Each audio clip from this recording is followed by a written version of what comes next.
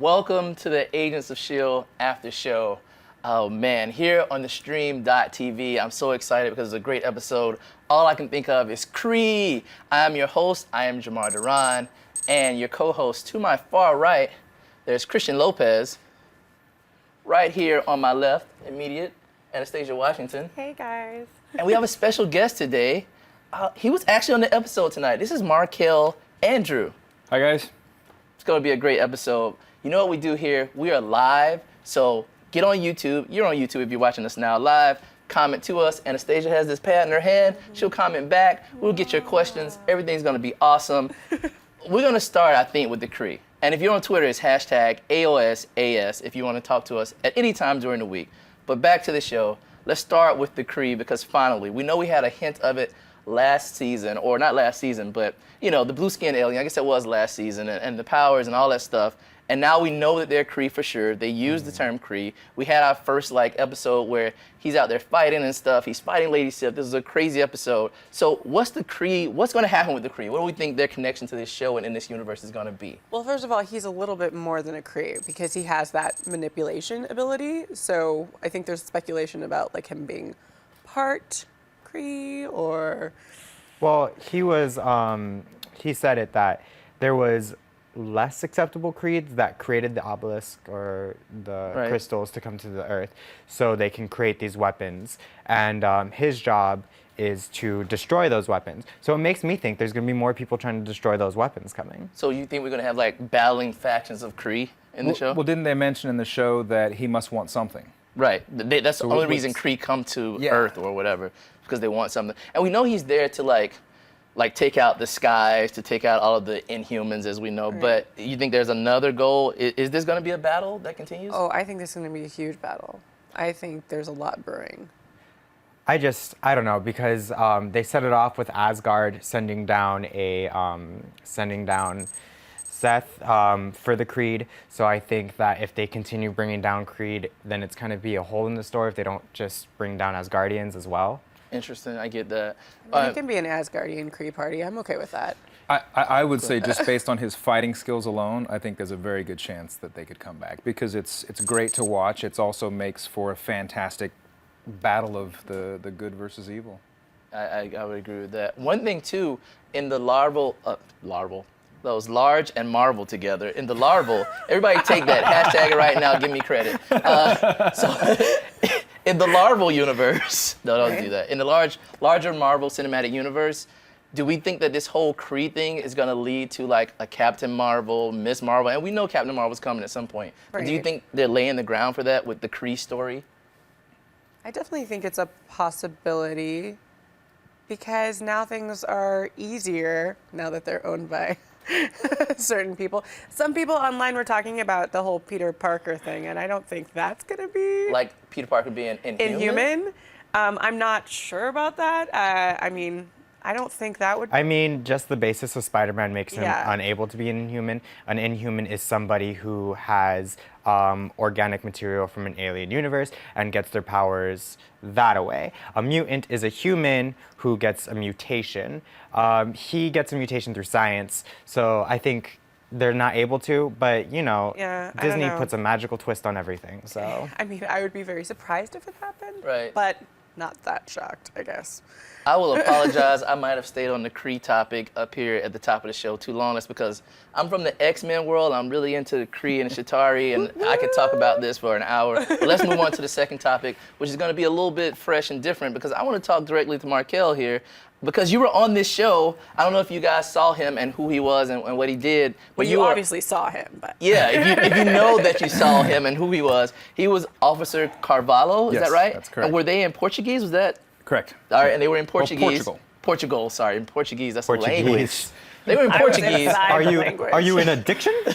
There's 2 mistakes tonight, 3 and I get fired. The director just mentioned that. But anyway, so you were not in Portuguese, you were in Portugal. Correct. You just had this great accent, that's what I was thinking. I was like, man, that accent was dead on. What was your experience like? On set? Just on set, yeah. You know, from beginning to end, they're an amazing crew of people. Everybody is having fun, everybody's polite. At the same time, everyone's free to kind of crack their own jokes, and whether they be clean or dirty, whatever it is, it's just a really good time. And most of all, everyone is professional on there and having fun, and I think that's the two highlights of my experience there. I think you had the line of the episode, you were talking to Agent Coulson, and you said something like, you were glad that you weren't the one who had to tell Jamie Alexander's character. To tell Sif. her that, correct. Yeah. So I know that they cut the scene down, right? Because Yes. they always do that. There's a lot of stuff on the cutting room floor.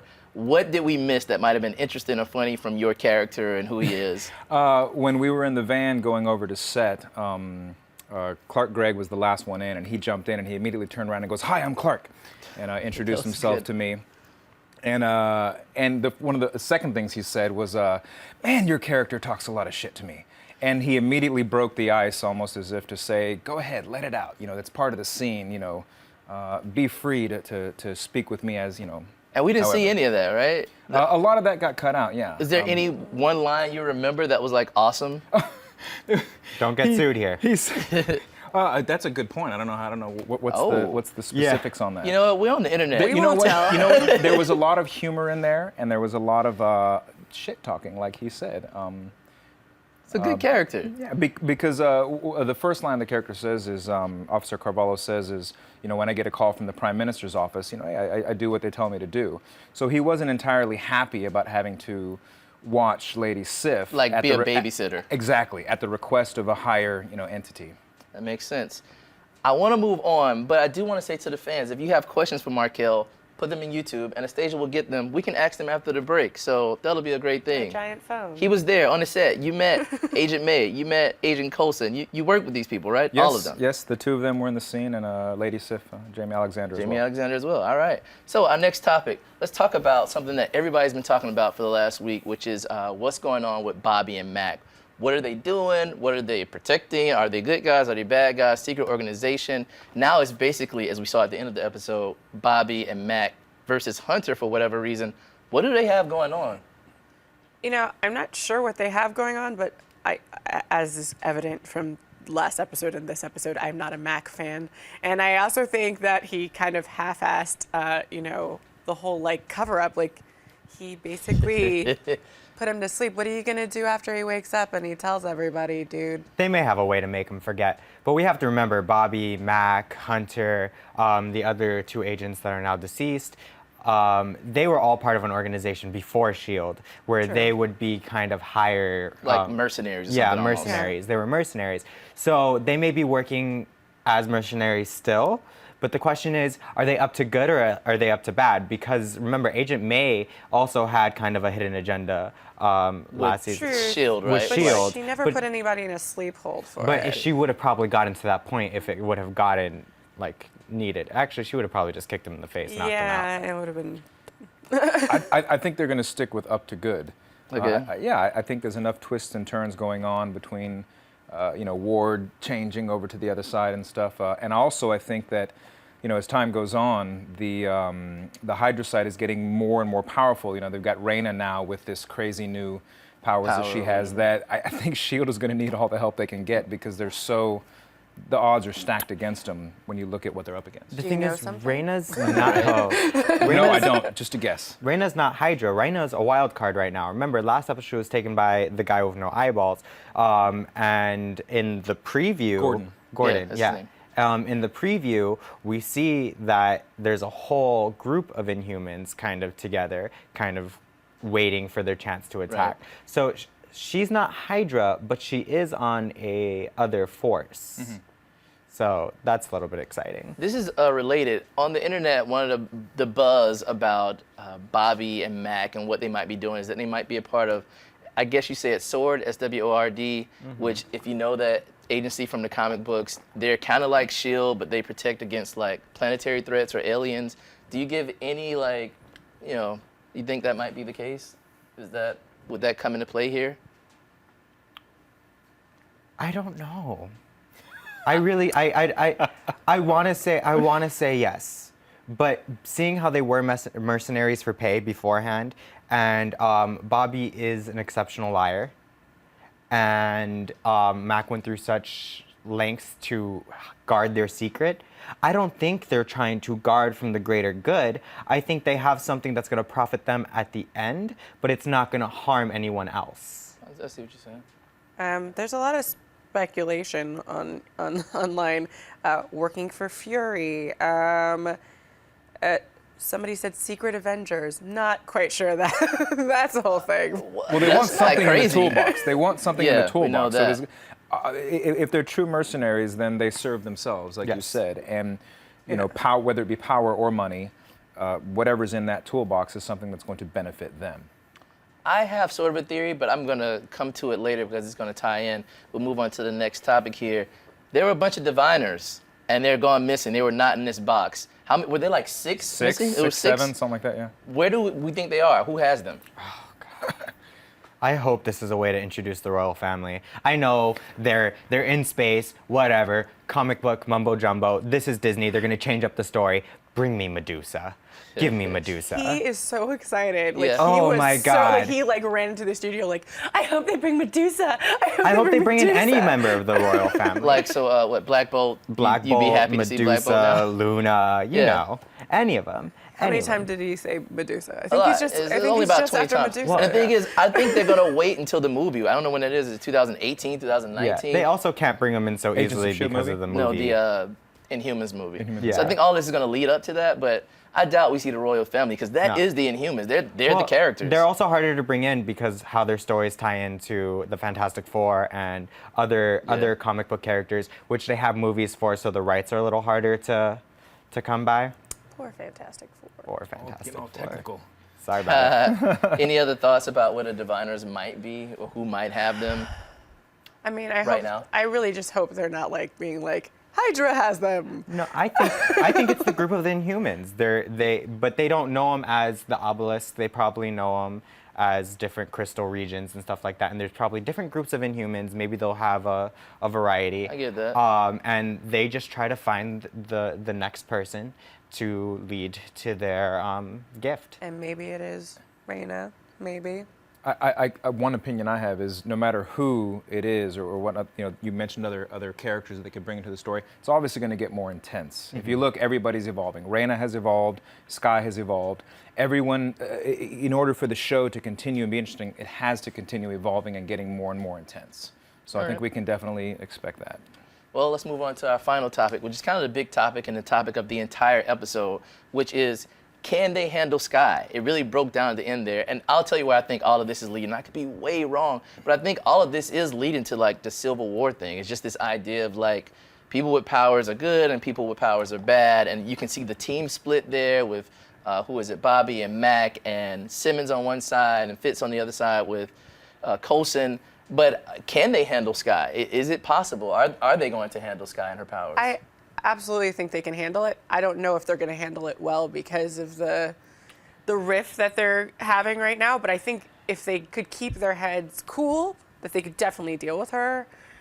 I'm just not sure they will. I mean, if S.H.I.E.L.D. can handle a giant green guy smashing everything and destroying everything, they can handle Skye. Fair point. Very fair point. Maybe they need They've to built go a to Hulk therapy. cage. If Yeah. they built a Hulk cage, then yeah, they can can handle a woman who can shake some things, maybe. Yeah, and I mean, it's all like nerve-based for her. Get some monks in there, like teach her meditation. I mean, She can start doing Tai Chi with May every day. Quake in the comic books is a level 10 S.H.I.E.L.D. agent. She has the highest rank. The only two people are Black Widow and Fury that have the same rank as she does. I mean, they're going to handle her. I don't know how they're going to do it in the story. So you do think it will happen though? Because I first asked, can they? But you also think they will. They have to, or they're just going to get Right. a bunch of angry people. Yeah, because it's such a Skye-centric show. Yeah. And there's no way they're going to leave one of their own behind. I mean, if you look at how crushed they were when Ward turned, in an environment like that, when there's so much trust necessary between people, because it is a life or death situation, when someone betrays you, it's way more intense than any normal situation. I get that. So, Yeah. and if you also notice how quick they were to defend Skye when it came out that she was the one doing it, they immediately, drew their weapons and turned them on anyone that was trying to To hurt. Even Lady Sif. I mean, even Lady back. Sif. I don't think they knew about Skye when they were just running, because he just said, they're after Skye, protect her. He didn't say, Skye's making fair. everything shake. May knew though. Well, you May know, Yeah. actually, I do, as always. I want to know what the fans think. You're out there, please. comments right to Anastasia. We'll get to it after the break. It's time to take that commercial break. We'll be right back. Stay there. We'll be here. See you in just a second.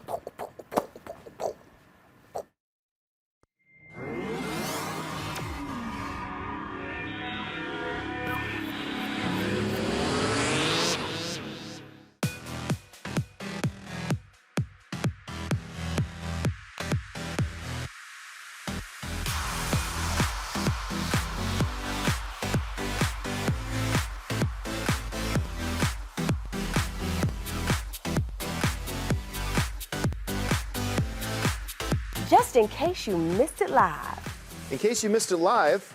Just in case you missed it live. Oh, just in case you missed it live. In case you missed it live, I'm doing something right now. So we're all super excited. This is dancing. So what would that be, like a 7? I cannot. I literally cannot. You guys have got to get it together. Don't hate the player, don't hate the game. Hate the contract you didn't get. He's a coward. He's a giant chicken shit. Oh my gosh. Oh my gosh. It's going to be like hurricane. Whoa. Watch out for those girls. They are gagging them. Hold the phone. Hold on. Bro. Bennet, the more brutal you are, the more power you have. Right. That was sexy. It was hot. It was heated. I was into it. You are going to be the most high-paid hooker in the world. Go ahead and invite your friends and everybody. Tell your mama. Tell them don't ahead, turn the stove off and get up on the computer so we can get on theStream.tv. Thank you again for joining us, and until next week, bye-bye.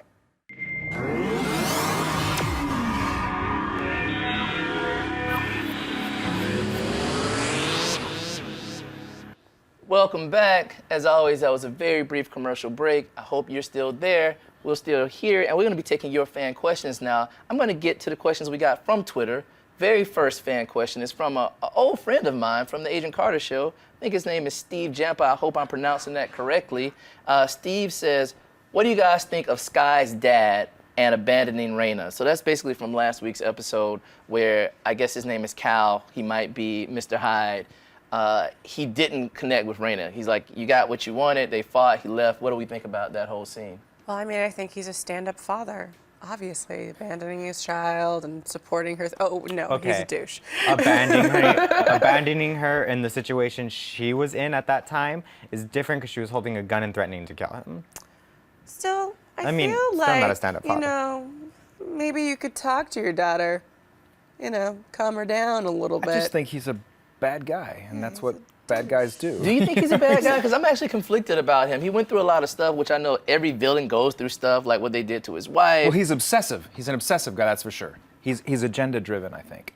Yeah, and what is his ultimate agenda? I mean, I guess we've kind of realized his agenda, but what is his ultimate goal? Is it power? Is it just seeing the realization of the Inhumans and their powers? What is he looking for? A couple episodes back, didn't he mention directly to Skye that it's her destiny and he wants to help her fulfill this destiny? So there's obviously power involved somewhere, and the obelisk has so much power. He's leading Skye to it, so he gets something out of it. He has and I'm just guessing. I don't know. I mean, or maybe he's trying to make it up to Skye. Yeah, maybe. I think he's mentioned that before too, like, I didn't have her, I didn't raise her, but I'm going to do what I can now, sort of thing. And so he doesn't really have any attachment to Raina, so I guess that doesn't matter anyway. I'm going to move on to this next question, and this is from Scrovy Roldman, I hope I'm saying that right, at Blue J Boy. Do you think we'll see Deathlock again this season? And also, who will replace Whitehall? We probably don't have to answer the second part of the question because we answered it last week, so check that out for our opinions on the next Whitehall, unless you have a different answer. Is Whitehall, he's never been confirmed as dead. He's not. I think Whitehall's going to replace Whitehall. Remember, he has the organs of Skye's mom, and she had regenerating tissue. Regenerative? Yep, that's it. Regenerative tissue. Things so regenerate. he got shot. Okay, did you take the body? Did you incinerate it? No, you kind of left it. He could just be very well alive. Yeah. All right, but Deathlock coming back? Is Deathlock coming back? I think so. I mean, he never died. I think with Deathlock, it's going to take Inhuman that none of them can defeat, so they're like, we need this really strong guy, or someone's going to have to threaten his son again. Yeah, Deathlock was a great character, no reason. I mean, I think in that very first season, he was the most popular character, probably because he was the only superpowered character. Also, I think he's coming back because, as a Joss Whedon fan, I know he can't let go of that guy. He just can't. He's gonna bring Remind me him who Deathlock was? The black guy who had the son. Yep, that guy. That's him. That's the guy. The really cool cyborg dude. Yeah, really cool cyborg dude. And then our third fan question, we may not even have to answer this one because we kind of talked about it earlier. This is actually from Entertainment Weekly, a verified account. But what are Bobbi, Maurissa, and MacK really after on Agents of S.H.I.E.L.D? We talked about that a little bit. Like, are they working, who they're working for, but what are they really after? Is there, any object or anything we want to add? They're working for themselves. That's the bottom line. They want what's best for them, and they're going to get it one way or another. So you just got to wait to see how they get it. So either A, they're working for themselves, or B, they're working for who's above S.H.I.E.L.D. Above S.H.I.E.L.D. I never thought about it like that. That's interesting. Because it's the former director's, Samuel L. Jackson's character, his toolbox. Right, that they were after. So who above S.H.I.E.L.D. might be interested in that? All right. Anastasia, any shout outs on YouTube? Oh, I just want to say how active you guys are on the YouTube is amazing. And I'm trying to keep up with the conversation while keeping up with the conversation. I'll give a quick shout out. There's someone who says, I watch you guys every week. Can I have a shout out? The Griffin. Woo-hoo. Thumbs up, dude. Thanks for watching. Keep on. Love our constant viewers. Okay, I'm going to try to say Martin Sevick on YouTube. Thank you for being so active and clearing up a lot of stuff. You're really a huge brain. He's talking about Inhumans and Mr. Hyde's genetic manipulation. So definitely check those comments out because they're pretty awesome. Pretty cool. And I do have some Twitter shout outs. People have been very active on Twitter this week with our personal accounts, with the Stream TV account. We got at LO Low Geeks, I think that's League of Geeks, at Delicia Dean, at TV Tag Shield, at the CG Reporter, I believe that's the Clark Gregg Reporter, as in Phil Coulson. And that's the show, guys. Son of Cole. I know, that was great. It was a great show. I like the direction we're going into. It's going to tie into the MCU. Until next week, get in YouTube. Write to us. We'll see you. Hashtag AOSAS. Good day. Bye, guys. Black Hearts.